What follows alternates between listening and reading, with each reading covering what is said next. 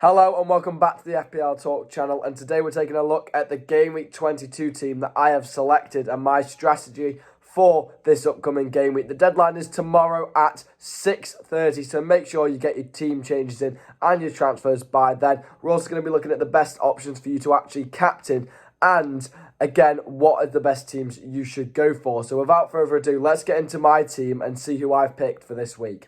Starting off in goal, I've got Kepa. Now, if you see on the bench later on, I will say what keeper I do have, and that is Nick Pope, and we'll go into that in further detail. But Kepa, 4.5 million. Obviously, Mendy did get injured, and Kepa has slotted in. Chelsea have been struggling, but had a massive January transfer window, spending around 363 million euros or something like that. Crazy. So I expect them to come back a lot stronger. Also, they did keep a clean sheet at Anfield, and Kepa has been getting quite a few bonus points, and he does get a few save points. So that is why I have kept him in. Nick Pope, I'll just speak about now. Simply, my bench is listed out like that because next week I do plan on bench boosting, so all these players have a good fixture next week. So let's go through them. We obviously have Pope. He's got Bournemouth next week, so he will be bench boosted. Akanji, he's got 2 games now. Cancelo had to get transferred out, let's be honest, because he's obviously gone to a different league, so he can't be used anymore. I was pretty sure 40% kept him. I was looking at getting rid of him anyway because he literally got us no points any week at all. It was just 2 points, 1 point, or 0 because he just didn't play because Nathan Ake's been in good form. But Akanji for me is the most nailed on, especially now Stones has picked up that injury in the FA Cup. I need to see how bad that injury actually is. Then the next on the bench, we've got Mitrovic and Robertson. Mitrovic is in there because obviously he's playing Forest, and hopefully at home he should be able to get a good return, hopefully score. And then we have Robertson, who I've had for a while now, and he actually got me 7 points the other week when they had a double game week. That is why I brought him in. And again, I'm hoping they can keep a clean sheet. If we actually look at my defence that's on the pitch for this week, Zinchenko. I've actually played a wildcard, which I've failed to mention. This is my wildcard draft. And Zinchenko's in there because, 1, Arsenal are top of the league and playing incredibly. And 2, next week, Arsenal do actually have 2 games, and that's what we love to see, a double game week, and they're top of the league, so how can you complain? I do expect Zinchenko to play both. I know they do have Kieran Tierney, who can come in and be flexible, but he's not been that good this season. He's failed to adapt to the system a lot, so Zinchenko's a reliable one for me. Then in the middle of our back 3 that we're starting this week, we have Luke Shaw. Crystal Palace at home and Leeds at home in 2 games is so good. Like, Rashford there in the middle, I wish I could triple captain this week, but I can't. I've already used it on Haaland. But Luke Shaw for me is the most nailed-on defender. Wan-Bissaka's actually been doing incredibly on that right side since coming back in. He looks like a new player under Ten Hag.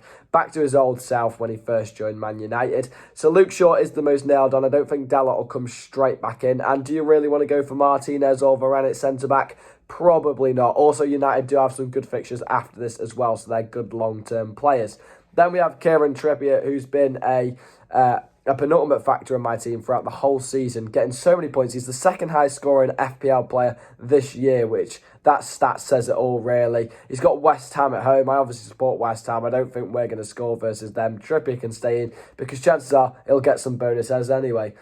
Then we've got Matoma. He's playing Bournemouth at home, an easy fixture. Hopefully, because he's been on absolute fire. I brought him in the other week, and he scored that beautiful goal versus Leicester. A right curler into the top corner, and I just expect him to keep up his good form. Obviously, scored against Liverpool in the Cup as well, which I was very happy with, and I hope he can carry in this form. I expect Brighton to put a few goals past Bournemouth. Hopefully, I don't regret saying that. Then I've got Kevin De Bruyne. Has been disappointing in recent times. Did get an assist the other week, but again, Man City do have 2 games next week, and I'm not going to transfer him out if they do have 2 games next week. In the middle, we've got our captain for this week, Marcus Rashford. United are certainly the best team to target, especially on a wild card for me and Arsenal assets. You do have the likes of Leeds, who do have 2 games. I'd look at Gnonto. He's a great young player, and he has Forest and somebody else this week. So he's got a lot of potential to score and get you some returns. But then again, he can be a good bench player at the same time, because for 5 million, if Leeds get a nice game, they can bring him in. Leeds did strengthen in the January transfer window, so they will be hoping to come back stronger than ever. So Rashford has been in terrific form, probably the form of his life at the minute, let's be honest. I wish he had this before the World Cup so we could have played him on that left side. But again, I wish I had triple captained him. Even the week I did triple captain Haaland, he didn't get as many points as Rashford in that week, but I expect him to score at least one goal. Then Bruno Fernandes, I played a bit of money for him, quite a lot of money. Harry Kane no longer in the team, but that's simply because, again, they've got 2 games and they've got a really good long run of nice fixtures coming up, and he's been really good. He was especially good the other night, picking up man of the match versus Forest, which was actually last night, and they moved him more out to a right position when Sancho came on and he played centrally, and he was actually really effective. That beautiful outside the boot to Rashford at the back post was lovely. Then we've got Martinelli, Arsenal midfielder. I would want Martin Ødegaard, because Martin Ødegaard's actually got higher points than Martinelli, but I don't have the money for him. I'm literally got £0, 0 pence in the bank. Every bit of money has been spent into this team. He's got Everton away. Again, I do think it'll be a tough fixture for them. Obviously, Everton have brought in Dyche as manager, so they're probably going to park the bus and make life a living hell for Arsenal, but their quality should shine through eventually. That defence is just not very good, and there's only so much Sean Dyche can actually do with that team. Then we do have Nketiah against Everton, just like Martinelli. He probably will struggle. I mean, he's a great asset before Jesus comes back. I was thinking Weghorst this week and then go to Nketiah next week, because obviously Weghorst does have the 2 games this week, but I'd rather Rashford, Fernandes and Shaw as my United 3 than have anybody else. So Nketiah is in there. He's been a great replacement for Jesus while he's out injured, and he's given him a run for his money now.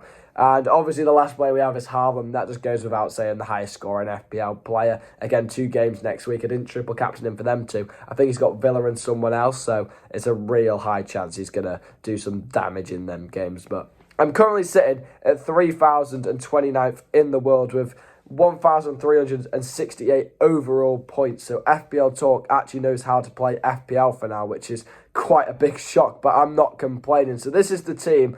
I don't think I'm going to make any more changes. I think Rashford is going to stay as captain, because I don't see any reason why I should switch that. If you do have 1 or 2 transfers, I honestly would recommend trying to squeeze an Arsenal player or a United player in there. I mean, Leeds, I would kind of avoid that, even though they do have 2 games. And then if you are looking elsewhere, Brighton assets are so cheap and could be good. But that's pretty much it for who you should target, and that is actually my wildcard draft for this week. So please, if you are new, leave a like on the video and do subscribe if you are new. It is highly appreciated, and I will see you in the next video.